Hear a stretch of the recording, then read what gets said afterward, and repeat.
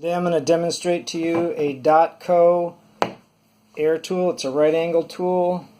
This is a pin you use to lock the spindle to change fittings. This is an adapter. I'm sure there's a number of different types that go with it. You can get adapters for drilling, cutting, putting grinding bits on, etc. It's a variable speed up to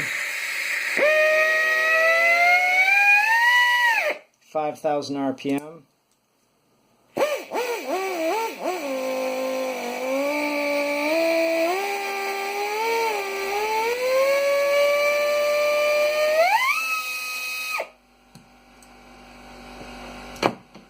This is an attachment, but it's a homemade one, so this shaft was drilled out and not exactly centered, so there's a little wobble in this drill, but I wasn't going to spend the money on buying an attachment just for a few holes I had to drill.